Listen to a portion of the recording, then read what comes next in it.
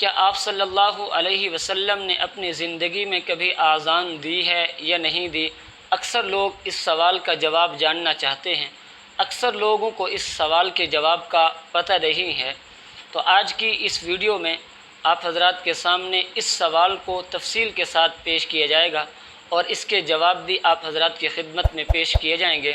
اگر آپ کو ویڈیو اچھی لگے چینل کو لازمی سبسکرائب کر دینا ہے اور بیل آئکن کے بٹن کو دبا دینا ہے تاکہ ہماری نئی آنے والی ہر ویڈیو آپ تک بر وقت پہنچتی رہے۔ سامعین محترم، اس سوال کے دو رخ بنتے ہیں۔ ایک تو یہ کہ آپ صلی اللہ علیہ وسلم نے اپنی زندگی میں کبھی آذان دی ہے یا نہیں دی، یہ پہلا رخ ہے۔ اور دوسرا رخ یہ ہے کہ آپ صلی اللہ علیہ وسلم نے اپنی زندگی میں نماز کے لیے کبھی آذان دی ہے یا نہیں دی، یہ اس سوال کا دوسرا رخ ہے۔ سوال کا جو پہلا رخ ہے کہ آپ صلی اللہ علیہ وسلم نے اپنی زندگی میں کبھی آذان دی ہے یا نہیں دی، اکثر لوگ یہ کہہ دیتے ہیں کہ آپ صلی اللہ علیہ وسلم نے اپنی زندگی میں کبھی آذان نہیں دی، جبکہ یہ بات بالکل غلط ہے۔ آپ صلی اللہ علیہ وسلم سے آذان دینا ثابت ہے، اس میں کسی کا کوئی اختلاف نہیں۔ سب اس بات پر متفق ہیں کہ آپ صلی اللہ علیہ وسلم نے اپنی زندگی میں آذان دی ہے۔ اس کی دلیل سنن ابی داؤد اور جامع ترمذی کے اندر حضرت عبید اللہ بن ابی رافع رضی اللہ تعالیٰ عنہ کی روایت موجود ہے۔ حضرت عبید اللہ بن ابی رافع اپنے والد محترم سے روایت کرتے ہیں، ان کے والد نے فرمایا، رأیت رسول اللہ صلی اللہ علیہ وسلم، کہ میں نے جناب نبی کریم صلی اللہ علیہ وسلم کو دیکھا، اذن فی اذن حسن بن علی حین ولدتہ فاطمہ، کہ حضور صلی اللہ علیہ وسلم نے حضرت حسن بن علی رضی اللہ تعالیٰ عنہ کے کان میں آذان دی جس وقت ان کی ولادت حضرت فاطمہ الزہرا کے ہاں ہوئی۔ تو اس روایت سے آپ صلی اللہ علیہ وسلم کا آذان دینا ثابت ہے، لہٰذا یہ کہنا کہ آپ صلی اللہ علیہ وسلم نے زندگی میں کبھی آذان نہیں دی، یہ بات بالکل غلط ہے۔ یہ اس سوال کا پہلا رخ تھا۔ سوال کا دوسرا رخ کہ آپ صلی اللہ علیہ وسلم نے اپنی زندگی میں نماز کے لیے کبھی آذان دی ہے یا نہیں دی، یہ مسئلہ ائمہ محدثین کے ہاں مختلف فی ہے۔ ائمہ محدثین میں امام محی الدین نووی رحمۃ اللہ علیہ اور علامہ جلال الدین سیوطی رحمۃ اللہ علیہ، ان حضرات کا موقف یہ ہے کہ آپ صلی اللہ علیہ وسلم نے اپنی زندگی میں نماز کے لیے بھی ایک مرتبہ آذان دی ہے۔ یعنی ان کا موقف یہ ہے کہ آپ صلی اللہ علیہ وسلم سے نماز کے لیے آذان دینا بھی ثابت ہے۔ ان حضرات کی دلیل جامع ترمذی کے اندر حضرت یعلا بن مرہ ثقفی رضی اللہ تعالیٰ عنہ کی روایت ہے۔ وہ روایت یہ ہے کہ آپ صلی اللہ علیہ وسلم اپنے کچھ صحابہ کرام کے ساتھ سفر پر تھے۔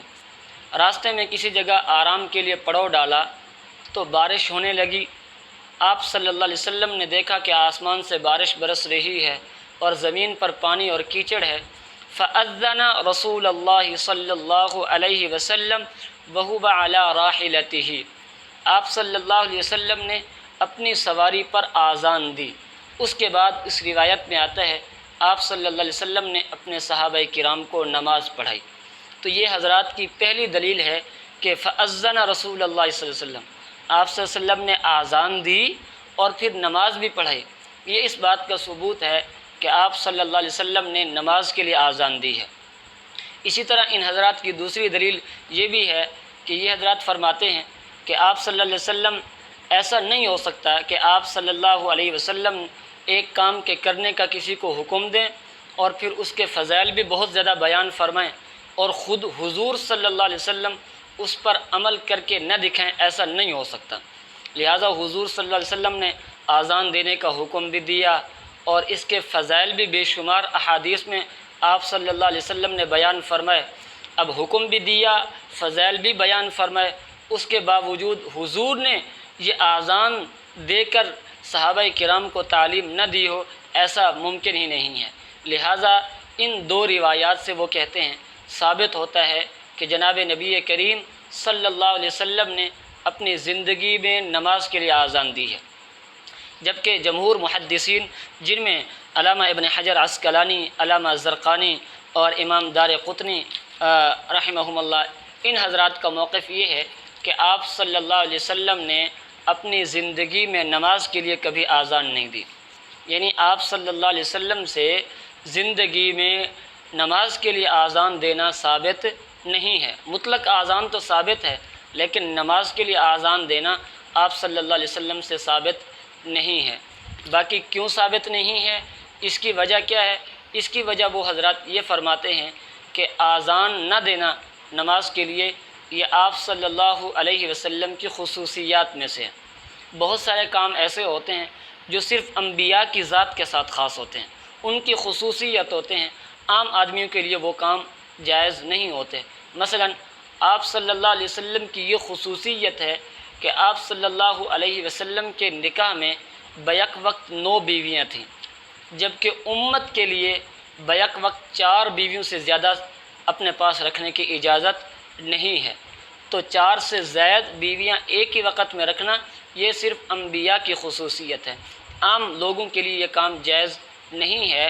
اسی طرح آپ صلی اللہ علیہ وسلم کا نماز کے لیے آذان نہ دینا یہ بھی آپ صلی اللہ علیہ وسلم کی خصوصیت ہے۔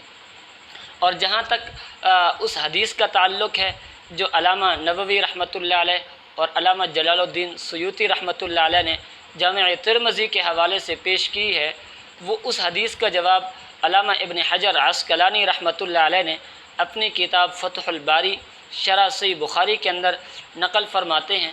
وہ فرماتے ہیں کہ یہ روایت جس سند کے ساتھ جامع ترمذی کے اندر موجود ہے، یہی روایت اسی سند کے ساتھ مسند احمد کے اندر بھی موجود ہے، اور مسند احمد کے اندر اس روایت کے الفاظ جامع ترمذی والی روایت کے الفاظ سے ذرا مختلف ہیں۔ جامع ترمذی میں جو الفاظ ہیں وہ ہیں فَأَذَّنَ رسول اللہ صلی اللہ علیہ وسلم، جبکہ مسند احمد کی جو روایت ہے اس میں الفاظ ہیں فَأَمَرَ الْمُؤَذِّنَ، حضور نے مؤذن کو حکم دیا کہ وہ آذان دیں۔ اور اس سے معلوم ہوا کہ جامع ترمذی کے اندر جو روایت ہے وہ مختصر ہے، مسند احمد کی روایت مفصل ہے، اور احادیث کے یہ اصول ہے کہ مفصل روایت کو مجمل روایت پر ترجیح حاصل ہوتی ہے، لہٰذا مسند احمد والی روایت کو ترجیح حاصل ہوگی کہ آپ صلی اللہ علیہ وسلم نے اس سفر میں خود آذان نہیں دی، بلکہ مؤذن کو حضور نے حکم دیا کہ وہ آذان کہیں۔ تو یہ آپ صلی اللہ علیہ وسلم سے آذان دینے کا ثبوت تو ہے، لیکن نماز کے لیے نہیں۔ نماز کے لیے آپ صلی اللہ علیہ وسلم نے کبھی آذان نہیں دی، یہ حضور کی خصوصیت ہے۔